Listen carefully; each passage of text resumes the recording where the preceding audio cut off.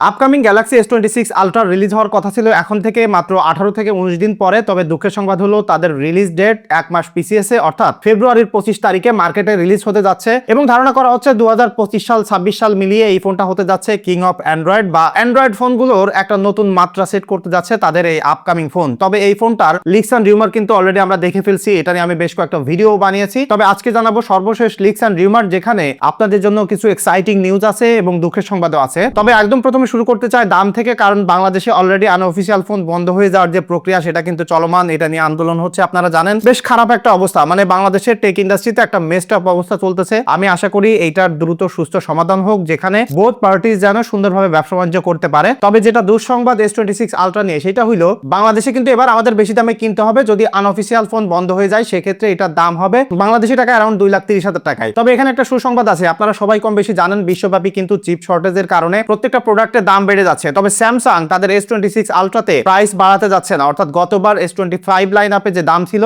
এবারও সেম দাম থাকতেছে। সো আমি বলবো যে এইটা একটা গ্রেট নিউজ আমাদের জন্য, যে তারা যদি $100 বাড়াই দিত তাহলে কিন্তু বাংলাদেশের মার্কেটে প্রায় 15,000 টাকা বেড়ে যাইতো। তবে তারপরেও আমাদের দেশে কিন্তু যদি আমরা প্রাইসের হিসেব ধরি, S26 আলট্রা কিন্তু রিলিজ হবে $1,299। তো সেটা বাংলাদেশি টাকায় হিসাব করে ভ্যাট ট্যাক্স দিয়ে মিলাইলে 2,20,30,000 টাকার উপরে চলে যাবে এবং ইনিশিয়ালি কিন্তু এরা আরো বেশি হইতে পারে। তারপর আরেকটা ব্যাপার হলো এটার অ্যাভেলেবিলিটি নিয়ে কিন্তু আমাদের আরো বেশি ভোগান্তি পোহাইতে হবে। কারণ কি, আগে যখন আসলে আনঅফিসিয়াল ফোন ছিল ইনস্ট্যান্টলি কিন্তু রিলিজ হলে দেশের মার্কেটে চলে আসতো, এখন সেই জিনিসটা হবে না। তবে রিউমার যেটা বলতেছে যে ফেব্রুয়ারি মাসের 25 তারিখেই কিন্তু ফোনটা রিলিজ হওয়ার কথা, তারপরে হয়তো মার্কেটে অ্যাভেলেবেল হবে মার্চ মাসের 1-2 তারিখে। এবং এখানে কিন্তু সিগনিফিক্যান্ট যে ডিজাইন আপগ্রেড আসছে সেটা অলরেডি আপনারা কম বেশি সবাই দেখছেন। তারপর একটু শর্ট করে বলে রাখি, এবার স্যামসাং এ তাদের যে লাইন আপটা আছে সেটা আরো বেশি রিফাইন হতে যাচ্ছে, আরো বেশি সিমেট্রিক্যাল হতে যাচ্ছে। সাইড গুলো আপনারা দেখে বুঝতে পারতেছেন, ক্যামেরা বাম্পটা কিন্তু Fold 7 এর মতো হতে যাচ্ছে। সো ওভারঅল ডিজাইনটা আপনাদের কাছে কেমন লাগবে সেটা অবশ্যই কমেন্ট করে জানাতে পারেন। তবে আমার কাছে পার্সোনালি ডিজাইনটা ভালো লাগছে। আমার কাছে মনে হয় যে এইটা আরো কয়েক বছর যদি কন্টিনিউ করা হয় তারপরেও আমাদের কাছে খারাপ লাগবে না। তবে সবথেকে সিগনিফিক্যান্ট আপডেট যেটা,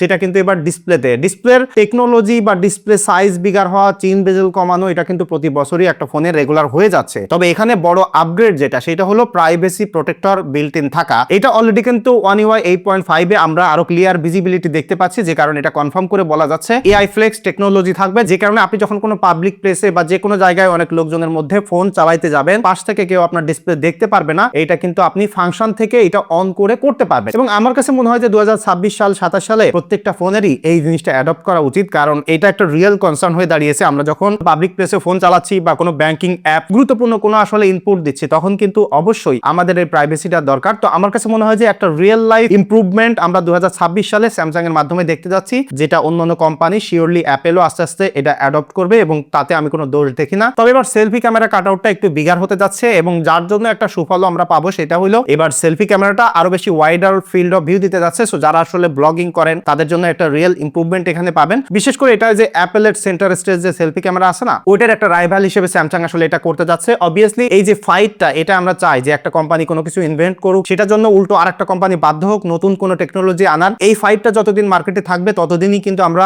মার্কেটে ইনোভেশন দেখতে পারবো এবং সেই জায়গায় ডেফিনেটলি স্যামসাংকে থামস আপ দিতেই হবে। স্যামসাং কিন্তু সবসময় এই কাজটা করতেছে এবং এখানে কিন্তু ইন্টারনালি আমরা স্ন্যাপড্রাগনের 8 Elite Gen 5 প্রসেসর পাবো, যেটা মেড ফর গ্যালাক্সি, অর্থাৎ এটা একটু বেশি ওভারক্লক করা থাকবে। এবং স্যামসাং কিন্তু তাদের Exynos 2600 প্রসেসরও রিলিজ করতেছে এবার, এবং যেটা নিয়ে তারা হোপফুল যে ইনসাইড আউটসাইডে তারা একটা ভীষণ পরিবর্তন আর্কিটেকচারাল এফিসিয়েন্সি এবং প্রসেসিং এর দিক থেকে আনবে, যেটার ইফেক্ট আমরা পারফরমেন্সে দেখতে পারার থেকেও বেশি দেখতে পাবো। সেটা হলো ভিডিও প্রসেসিং এবং ক্যামেরা প্রসেসিং এ বিশেষ করে তারা নতুন আইএসপি এবার ইন্ট্রোডিউস করতে যাচ্ছে এবং যেখানে কিন্তু মেইন সেন্সর হিসেবে 200 মেগাপিক্সেলের একটা সেন্সর থাকবে। গতবারের থেকেও আপনি নাম্বারে বা মেগাপিক্সেলে বেশি মনে না হইলেও এখানে কিন্তু সেন্সর সাইজটা বিগার হচ্ছে এবং যে কারণে লো লাইটে আরো বেটার পারফর্ম করতে পারবে, ডাইনামিক রেঞ্জ আরো ক্যাপচার করতে পারবে বেটার। ক্যামেরাতে মধ্য কথায় যেটা আসবে সেটা হলো ক্যামেরা প্রসেসিং, ভিডিওগ্রাফিতে আমরা একটা বড় ইমপ্রুভমেন্ট দেখতে পারবো S26 এর সমগ্র লাইন আপে। তবে সব থেকে একটা ইমপ্রুভমেন্ট আমরা বড় সড়ো করে যেটা দেখতে চাইছিলাম সেটা হলো ব্যাটারিতে। দেখেন most of the company silicon কার্বনে শিফট হয়ে গেছে। একদম রিসেন্টলি কিন্তু অনার বাংলাদেশের অফিসিয়াল মার্কেটে 47,000 টাকার একটা ফোনে 8300 মিলিঅ্যাম্পিয়ারের ব্যাটারি দিয়েছে, বাট এখনো কিন্তু স্যামসাং অ্যাপেল সিলিকন কার্বনে শিফট হয়নি। তবে রিসেন্ট একটা রিপোর্ট দেখা যাচ্ছে যে স্যামসাং 20,000 মিলিঅ্যাম্পিয়ারের একটা সিলিকন কার্বনের ব্যাটারি নিয়ে টেস্টিং শুরু করছে। তো এতে ধারণা করা যাচ্ছে যে আগামী 1-2 বছর পরে তারা সিলিকন কার্বনে শিফট হবে। তবে স্টিল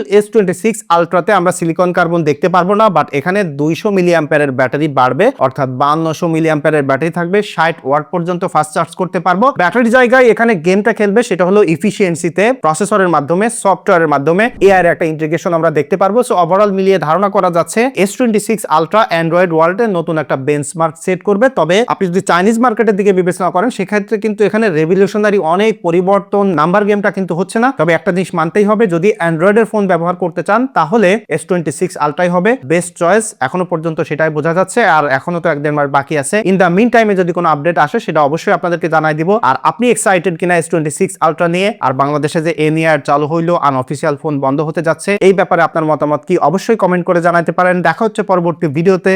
ধন্যবাদ সবাইকে।